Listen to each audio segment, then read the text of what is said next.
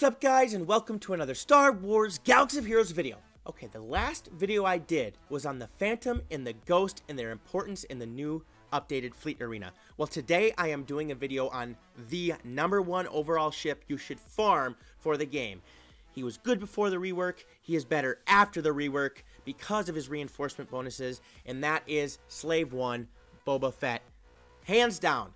I'll go into battle and I'll show you how he works. Like I said, that the Phantom and the Ghost should be used as reinforcement bonuses, as meaning to come into battle. The same thing applies to Slave 1.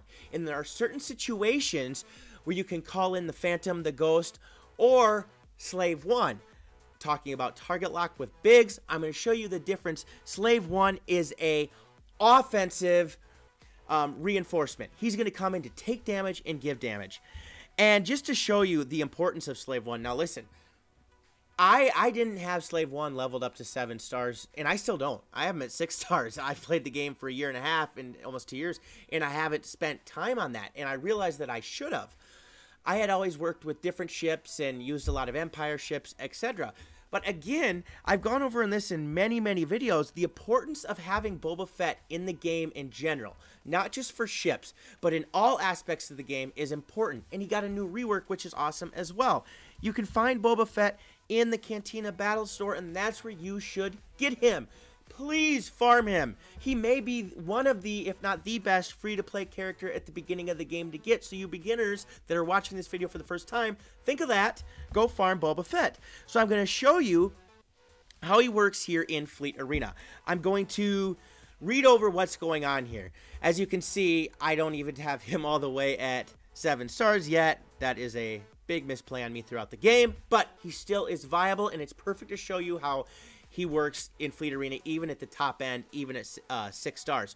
So we're looking at all of his abilities here. They do pretty much the same. The missiles can hit target locked enemies, all target locked enemies. The seismic charge can go through shield and hit everybody on the field. His basic attack can potentially grant target lock, but it's the reinforcement ability that is quite impressive. Now, I'm saving up my reinforcement, I guess I should say, ability mats to get them, to get him all the way up to his 3rd level. But here's what it says right now. I have it at 2. Slave 1 gains taunt, that's 1, retribution, and protection up 10% for 2 turns. Then inflict ability block on target enemy for 1 turn, which can't be evaded or resisted. Okay, you're calling him in. That's the enemy that's going to be target locked. Now, once you get him to level 3, which is what most people want to get him to completely have dominance, it's again, he gains taunt, retribution, and protection up 10% for 2 turns, and critical hit immunity for 3 turns. Whoa, that's extremely important. That substantially minimizes the damage. I don't have this on him yet. If you get that on him, you're going to be surprised how much of a difference it makes and how less damage he can take, because critical hits, especially when you have the Phantom, the Ghost, those critical chance bonus ups, the chances of critical hits being given are much more prominent, and it's going to really protect him. But I have my Boba Fett himself at gear 11 still, so he's not maxed out at gear 12. He's not Zated, but I'm going to go into battle and I'm going to show you how this works. I am at the 13th spot. I'm going to go in and I'm going to face Chairman Pow. Interesting name. Now, I told you how I had in my main lineup the TIE Silencer, the TIE Advance, and Biggs Darklighter. I replaced the Imperial TIE Fighter with the TIE Silencer. Somebody asked me, well, what if you don't have the TIE Silencer? Just fill in with the Imperial TIE Fighter like all these other people are. Now, here we go into battle with my regular team. I still have Boba Fett in the 3rd reinforcement slot, but I'm going to call him in first to show you how he can be used not only as a tank, but to come in and do massive amounts of damage throughout the battle himself. So, of course, I get to stun with my Kylo Ren TIE Silencer, and I'm going to oh, I didn't get a stun. It took out his damage, though. Interesting. I don't like that. Now I get to come in and get a target lock and give it to Biggs himself. Oh, I love it. I love it when the bonus attack from Biggs gets to come in and be from Vader's TIE Advance, because it's going to increase protection on Biggs as well. We've gone over that in the former target lock video, which again I will put in the description right up there. Biggs is taking a beating. I'm going to get offense up and advantage up on my TIE Silencer. I'm going to give some more protection to Biggs. And now I get to call in Boba Fett. When he comes into battle here, you will see, and if you don't know this, watch this right here. Retribution, critical chance up, protection up, and taunt. They're a force to attack him. Biggs can keep regaining protection. This is another aspect of Fleet Arena. If you want to keep your Biggs in longer and prevent him from getting hit and be able to get that target lock on the enemy team more and more to get his protection back up, call in Slave 1 because he's going to be forced to taunt. I'm not going to use missiles right now. I'm going to take him out right there with a basic attack. They're going to bring in a Geonosian ship. I don't know which one that is. Now, see, they're being forced to attack Boba Fett here because of his taunt. He's taking quite a bit of damage. But he took out a ship, and he took some of the heat off of Biggs. Now I get to come in, and since he's taunting, I'm actually going to stun him instead of use missiles, because I want to try to prevent him from going again. Now I get to get some more protection on Biggs, which I did. I'm going to come in, and I'm going to use the Phylon 7 tractor beams. Good deal. And they're going to give their offense up, bonus up to their whole team. Let's stun him again, huh? Oh, it missed. Not good, not good at all. I can't get a target lock on Biggs right now because he has buff immunity.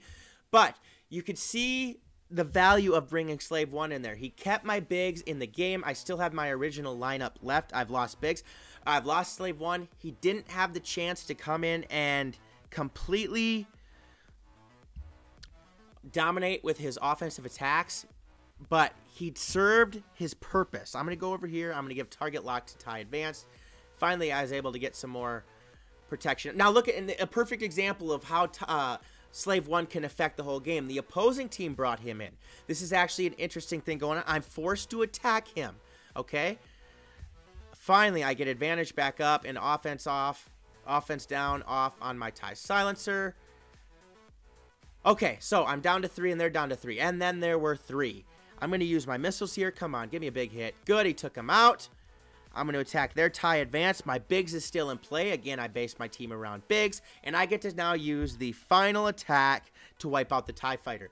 That was a perfect example of what the Slave 1 can do when he comes into battle. He's going to take hits. He's going to fire back. And when he does survive, most of the time when he has his all the way 7-star, he's going to be able to survive.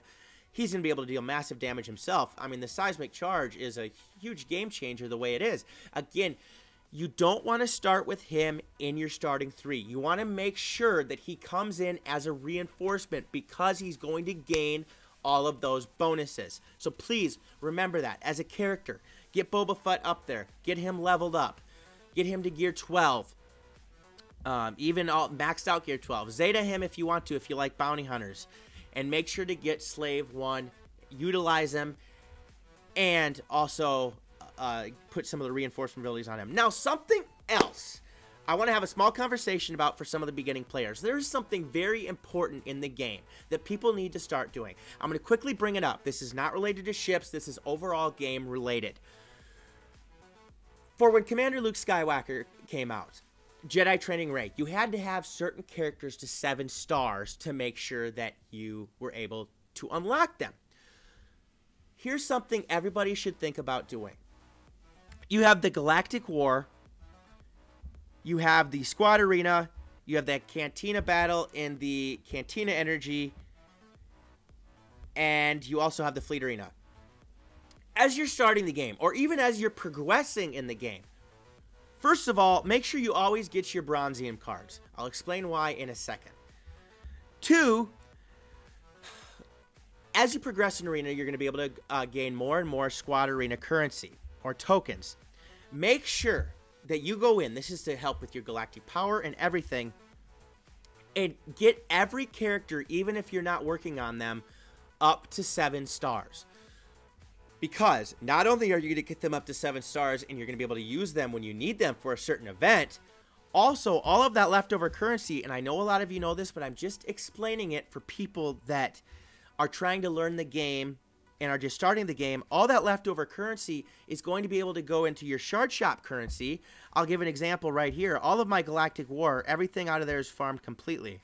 And every night, I spend it on all of these ships, or as much as I can in all characters I have to 7 stars, because when I go to the shard shop, that's going to be converted into more shard store currency. Shard store currency allows you to get pieces of gear. Gear, one of the #1 most important things in the game. The biggest question you can have in the game in a questionable situation is in the Fleet Arena store. Right now, I am focusing on getting everything that I can get in there up to 7 stars. And as you can see, that's what I have. I do spend a lot of time farming Zeta ability mats out of there though too. Usually they'll tell us a month or two or even 2 weeks ahead of time, hey, there's going to be this big character release. I'm talking about the big characters. Emphas Nest just came out. I'm probably going to take her to 7 stars. I've enjoyed, looking at her, watching some gameplay of her. She's pretty interesting, but she's also not the next Commander Luke Skywalker, the next Jedi Training Rey, the next Darth Traya. They're going to be advertising that character. Capital Games is when it comes out. And that's when you know to really start going after ability materials and specifically farming them from the Fleet Arena store. The other time I go after those is the Sith Raid came out. There's a few characters that you really want Zeta to do well in the Sith Raid, especially Heroic Tier 7, which we aren't at yet as a guild, but we're getting there. And let me tell you, Zetaing those certain characters, like I just Zetaed Asajj Ventress. Asajj Ventress is unique because it helps big time throughout the Sith Raid. So if you choose to Zeta one of those peoples, mainly you want to have your arena team Zetaed and go from there. But remember, the more characters you can get maxed out. Again, we're going to the Cantina battle store. First thing I always do is I always buy shipbuilding materials because you always can never have enough of those, really. And then max out every character you can in here. Keep buying those shards to get them shard shop currency, and then you can continue to keep getting the gear passes that are in there, and it like refreshes, I don't know, 3-4 times a day. And hey, you can get start in this game. Time management, stacking as much gear as you possibly can is important, and there's only a few places to get gear. Of course, in the nodes, from some of the accomplishments in the guild store, and sometimes you want to save that currency for other things. Like look at this right here, the Mark III Carbonti sensor array salvage. I'm gonna get it because that is something that you're always going to need in the game. It's just the way it works. So again, we talked about Boba Fett. I showed you how the Slave One ship works in Arena, and I've kind of gone over, especially for beginners and for those of you that have played the game but just haven't really thought about it, make sure you're getting every character you can maxed out to 7 stars in case you need them for an event, and 2, to be able to farm more and more gear from the shard shop. I really hope you guys enjoyed the video, so please smash the subscribe button, click the little notification bell so you guys get alerted whenever a new video comes out. I'll probably be making one on Emphas Nest sometime soon. I'm going to be making more Marvel Strike Force videos. Again, if you want to comment about the video, please put it in the comment section below. Also, I'm on Discord at Thunderwhack. If we want to start getting that going, that'd be great. I want to hear from you guys all the time, and I want to be able to have you guys give me ideas. Obviously, there's always going to be criticism. That's fine. Give me ideas as well. And I'll give you a shout out if we decide to use that idea. So I hope you enjoyed the video. Again, guys, peace out, and may the Force be with you.